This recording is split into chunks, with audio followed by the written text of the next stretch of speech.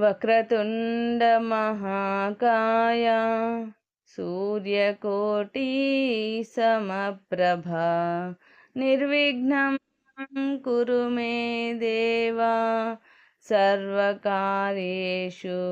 సర్వదా గురుబ్రహ్మ గురుర్విష్ణు గురుర్దేవో మహేశ్వరః గురు సాక్షాత్ పరబ్రహ్మ తస్మై శ్రీ గురువే నమః.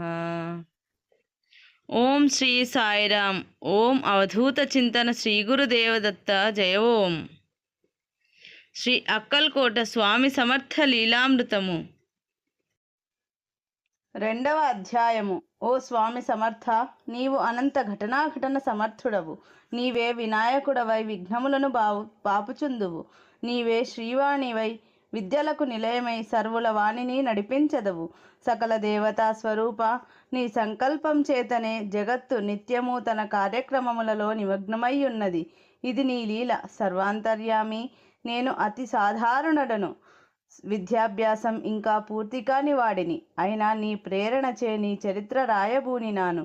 ఆదేశం నీది, అనుగ్రహం నీది. భక్తావళిని అనుగ్రహించి నీ చరిత్రను నీవే సంకల్పించుచున్నావు. నేను, నాది అను ఈ భావము స్థూలము. అంతా నీవే అయినప్పుడు నేను ఎక్కడ?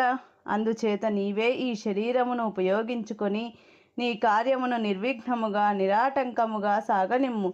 ఓ సద్గురు సాయినాథ, నీవు తోడుగా నిలిచి కథను సాగనిమ్ము. జై దత్తావధూత. విద్యాసాగరుడు పరమ పవిత్రమైన దత్తక్షేత్రము చేరినంతనే అతనికి మహదానందము కలిగినది.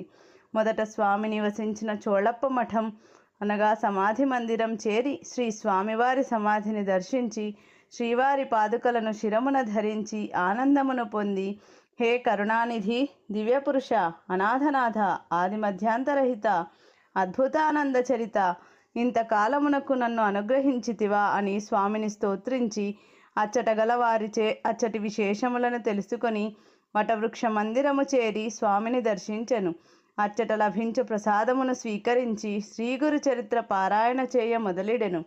ప్రతిదినము క్రమము తప్పక స్వామి సేవలలో పాలు పంచుకొనుచు ధ్యానాది సాధనముల నిర్వర్తించుచు శ్రీగురు చరిత్ర పారాయణము చేయుచుండెను.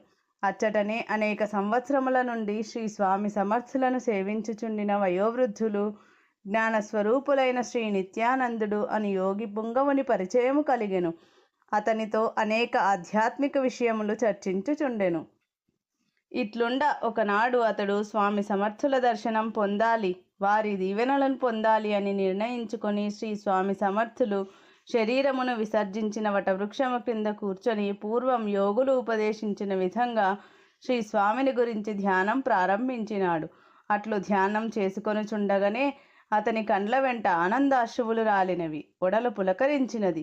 అతనికి స్వామి సమర్థుల దర్శనం కలిగినది. అట్లు కొంత సమయము గడిచినది. ఆ మూర్తి కనుమరుగైనది. తిరిగి ఆ మూర్తిని దర్శించాలని అతను అనేక దినములు ఏకాగ్రచిత్తుడై అచ్చటనే ధ్యానమును నిరంతరము కొనసాగించినాడు. అతనికి బాహ్య విషయములపైన ధ్యాస లేకుండా పోయినది. నిత్య కర్మలు, ఆహారమును మర్చినాడు. దేనిపైన మమకారం లేకుండా నిర్మల చిత్తంతో ప్రవర్తించసాగాడు. శ్రీ స్వామివారి దర్శనం కోసం ఎదురు చూడసాగాడు. అతని ధ్యాన తీవ్రత మరియు దర్శనాకాంక్ష ఎక్కువ కావటం మొదలెడినది. ఇట్లు కొంతకాలం జరిగిన పిమ్మట ఒకనాడు స్వామి తిరిగి దర్శనమొసంగినారు. అప్పుడు విద్యాసాగరుడు మనస్సులో స్వామిని అనేక విధముల స్తోత్రము చేసినాడు. దానికి స్వామి, వత్స, నీ అభీష్టమేమి అని ప్రశ్నింపగా, దేవాదిదేవా, నీ దివ్య దర్శనం లభించినది. నాకు సదా మీ అనుగ్రహం కావాలి. మీ దాసానుదాసుడను. మీరు ఎన్నియో అద్భుతమైన లీలలు చూపినారట. నాకు వానిని తెలుసుకునే మార్గం తెలియచేయగలరు అని ప్రార్థింపగా స్వామి, వత్స, నీ సంకల్పం శుభప్రదమైనది. ఇచ్చటనే అనేక సంవత్సరముల నుండి నన్ను సేవించుచున్న శ్రీ నిత్యానంద యోగిని ఆశ్రయింపుము. వారి ద్వారా నా లీలలను తెలుసుకొనుము. మీరిరువురు నా సమాధి అనంతరము నన్ను చేరినవారు. అయినా నా సంకల్పము మరియు అనుగ్రహంతో నిత్యానందుడు నీకు నా దివ్య లీలలను తెలుపగలడు. వానిని లోకానికి వెల్లడి చేయండి అని దీవించినారు. అప్పుడు విద్యాసాగరుడు, స్వామి దివ్య మంగళ రూపమును చూచుచూ ఆనందముతో, తండ్రి, నీవు ఆదిపురుషుడవు, సృష్టి స్థితి లయకారకుడవు, స్వయం జ్యోతివి, సచిదానందమయుడవు, మనోబుద్ధి చిత్తేంద్రియాలకు అధీశుడవు, మహాభూత గణాలన్నింటికీ ఆధారభూతుడవు. నీవు పరమాత్ముడవు, నీవు కానిది వేరు లేనే లేదు. నీవు ఆత్మనిష్టాగరిష్ఠులకు ధ్యేయమైన ఆత్మవు, సర్వార్థ సాధకులకు సాధనీయుడవు. ఆర్తజనుల కోరికలు తీర్చడంలో నీకు నీవే సాటి. నీవు కరుణాకరుడవు. అటువంటి నీవు నాకు సాక్షాత్కరించడం వలన నా జన్మ సఫలమైనదని నేను భావిస్తున్నాను. నా కోరిక తీర్చడానికి నీవు సంకల్పించావు. అది నాకు అమితమైన సంతుష్టిని కలిగించినది. నా సంకల్పం నెరవేరినది అని ప్రార్థించినాడు. స్వామి చిరునవ్వు నవ్వి నిత్యానందుని చేరమని మరలా పలికి అంతర్ధానమయ్యను. శ్రీ నిత్యానందునకు కూడా అదే రాత్రి స్వప్నమున స్వామి సమర్థులు దర్శనమిచ్చి విద్యాసాగరుని కోరిక తెలిపి, నీవు అతనికి నా లీలలు తెలుపుము, అవి నీకు సంపూర్ణముగా స్ఫురించగలవు అని దీవించి వెళ్ళిపోయిరి. ఆ అనుగ్రహమునకు నిత్యానందుడు ఆనందపరవశుడై తాను ఇన్ని సంవత్సరముల నుండి స్వామిని సేవించినందులకు స్వామి అనుగ్రహం ఈ రీతిని లభించినది. దీని ద్వారా తనకు ముక్తి కలుగునని సద్గురువు ఆదేశం వలన తన జీవిత లక్ష్యం నెరవేరినదని సంతసించి అతడు నిద్ర నుండి పూర్తిగా మేల్కొని స్వామిని తలంచుకొని, తండ్రి, నేను నీ దాసానుదాసుడను. నీవే నా ప్రాణానికి అధీశుడవు. నీ ఆదేశం నాకు శిరోధార్యం. నీ ఆకారం చూచుకునే కన్నులను, నీ గుణాలను తలుచుకునే మనస్సును, నీ లీలా విశేషాలను కీర్తించుకునే వాక్కును, నీ పరిచర్యకు వినియోగించే శక్తిని నా ఈ శరీరమునకు ప్రసాదించుము. అది నాకు లభించే పక్షంలో నేను నీ నుండి కోరదలిచినదేమీ ఉండదు. నీపై ఉండు భక్తి ప్రేమల వలన నీకు నాపై కలిగిన ఈ అనుగ్రహం ముందు ధ్రువపదం కానీ, బ్రహ్మలోకం కానీ, మోక్షం కానీ నాకు వాంఛనీయమైనవి కావు.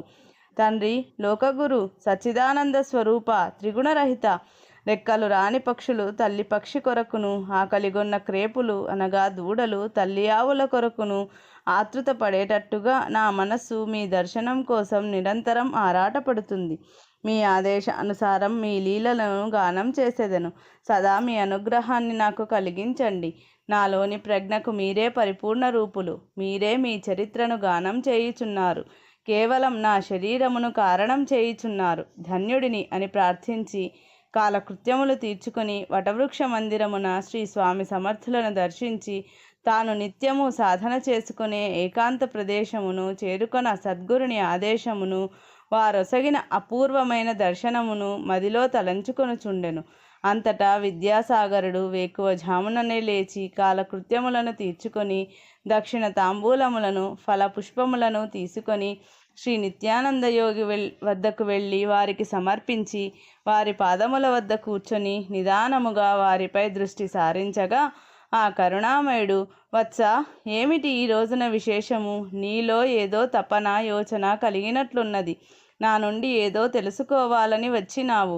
నిస్సంకోచముగా చెప్పుము అని మందహాసం చేసెను. అంతటా విద్యాసాగరుడు మనస్సులో గురువులను, తల్లిదండ్రులను, దైవమును, శ్రీ స్వామి సమర్థులను స్మరించుకొని చేతులు జోడించి, స్వామి, శ్రీ స్వామి సమర్థుల మహిమలు లీలల గురించి ఎందరో చెప్పగా విన్నాను.